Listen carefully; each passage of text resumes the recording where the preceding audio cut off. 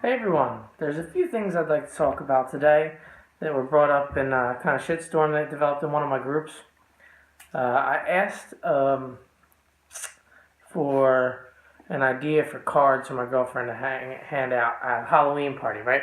So she's going as hell. And people said,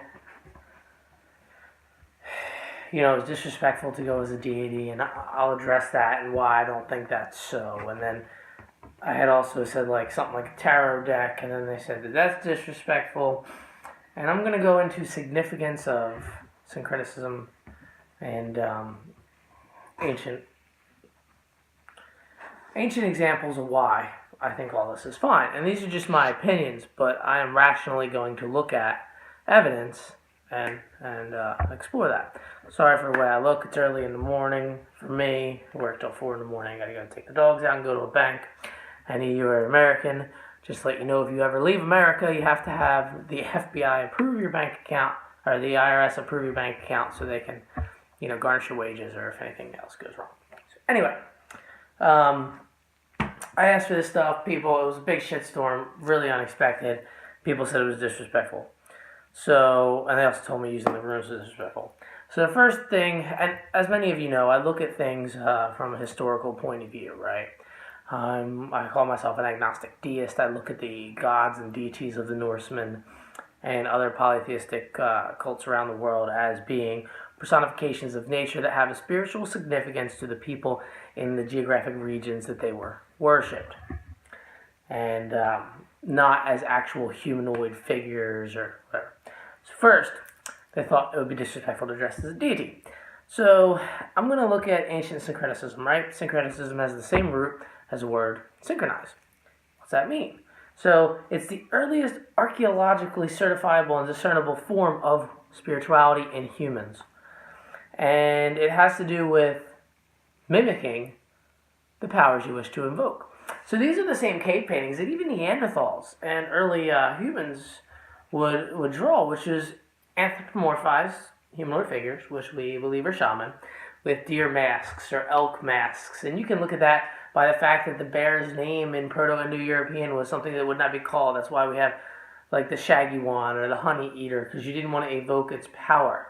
Those are all examples of syncretism, and you're mimicking something, dressing as something. And if you look at the berserkers or the Ulfinde, they did the same thing, and that carried into Norse time period. So this was prevalent along all Proto-Indo-European cultures, actually pre-modern humans to the Neanderthals, and we're able to see that, and National Geographic just wrote a great article about this called The Wild Men of Europe. You can Google that. And it talks about examples such as Ruprecht, the Perchten, Krampus, different areas of Europe where people still dress up as wild men. And that's examples of syncretism.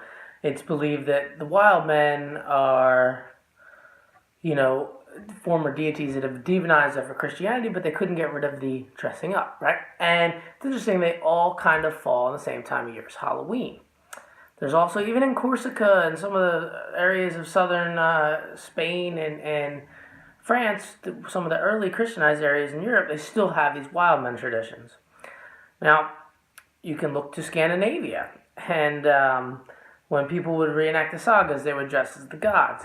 Even today, and we know that when Christianity was adopted, it adopted many of the pagan rituals. They even say that this is actually the hammer sign, but, just throwing it out there. Anyway, they have Santa Lucia today, where everybody, our young girls in Sweden, still dress up in that procession, right? Look at Krampus in Austria. People dress up as Krampus and St. Nicholas. There's nothing wrong with dressing up. And there is a historical lineage and examples of dressing up. If you look back to historical times, we talk about the Wild Hunt, which conspicuously coincides with this last moon holiday, which now is October 31st, which is Halloween, or to the November moon holiday, which is, right, the Wild Hunt, the running of Otis, the shotting of the sheaths, right? And it's known that people dress up, and always have, as those in procession with the hunt led by Odin. So there are historical examples where there is nothing disrespectful. And of course, now I'll go into who hell is. Hell, much postulated much like Bragi, who Bragi was not worshipped, not sacrificed to during the time of the Vikings. He was a famous poet who was elevated to a status of a deity. Even though he was called up to Asgard, supposedly in the stories, he was elevated to a status of a deity, as a deity, by the Christian monks writing down the stories in the 13th century. Think about it. They're writing down the stories. If this guy can become a deity, why can't they? But anyway, just like Bragi, hell is postulated to never have been worshipped or sacrificed to during the Viking Age.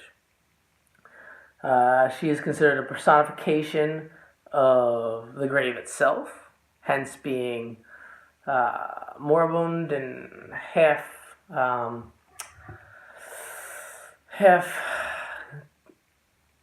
foul corpse and half living, degradation is set in. But anyway, so it's thought that her as a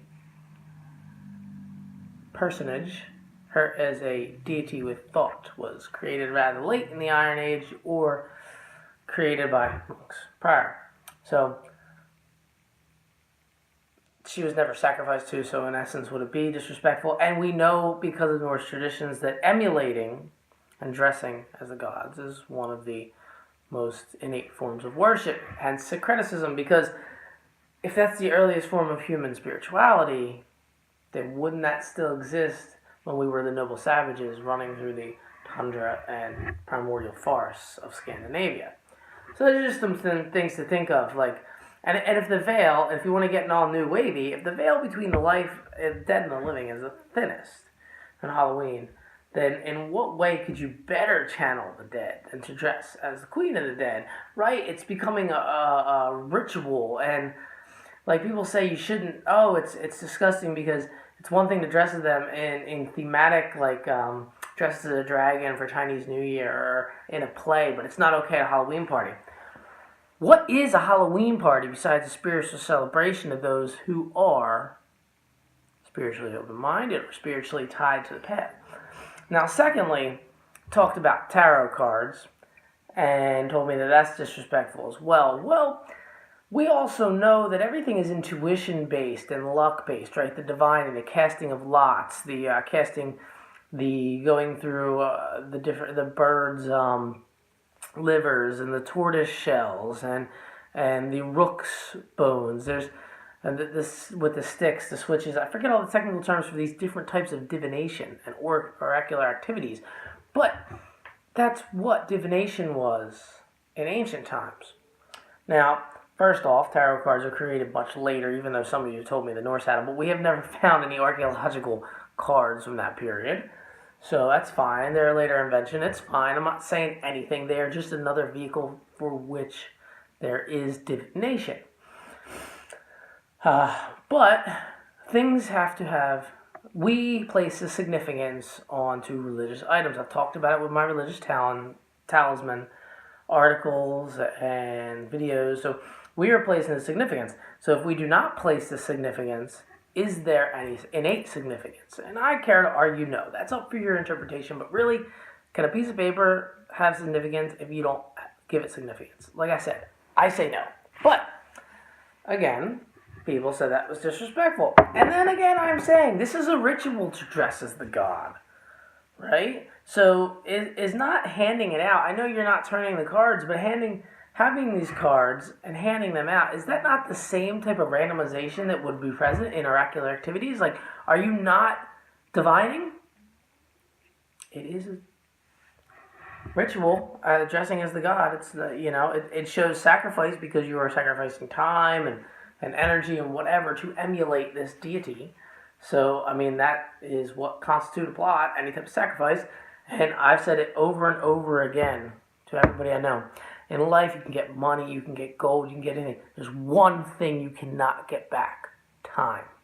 So is not time the ultimate sacrifice? Because we can never get it back. And now I have people telling me the runes are wrong, right? And to use them is disrespectful. And that's just mind-blowing to me. Okay, so the runes, Odin hung from a tree for 9 days and he got them, but and their knowledge, but in reality, from an archaeological standpoint, the reason that they were so cherished is because they gave mankind in this area of the world the ability to write down and record knowledge.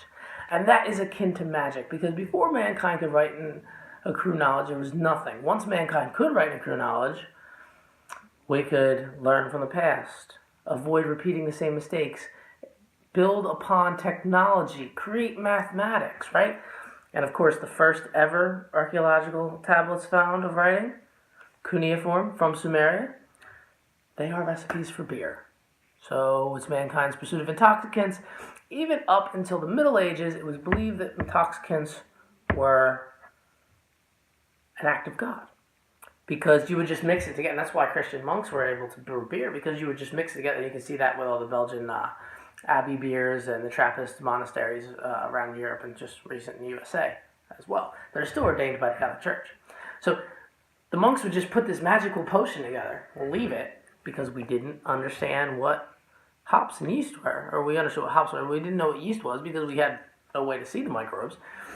And magically, it would start bubbling and all this, and would turn to beer. We thought it was an act of God. We thought it was miraculous. Now, we use the word miraculous for BS, but miraculous actually means a miracle, a work of a deity.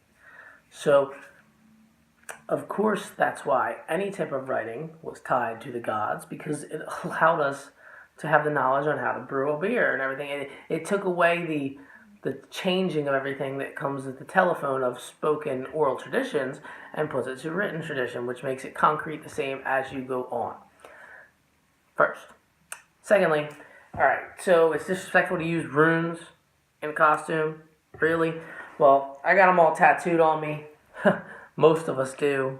Most of the people on these Facebook pages, you guys take the runes and write in English, right? Cool.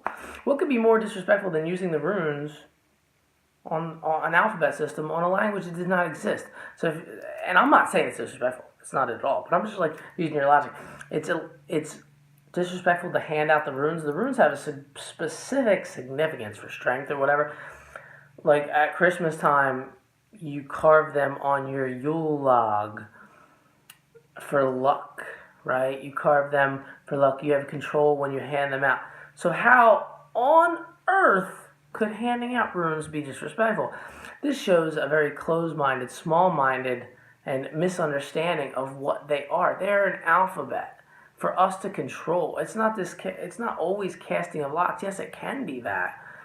But they also have a significance all to themselves, and pretty much all positive. And they're an alphabet, and we've all tattooed ourselves with them. So, come on. It's disrespectful. That's just insanity to me. I need my morning coffee to wake me up. But, it shows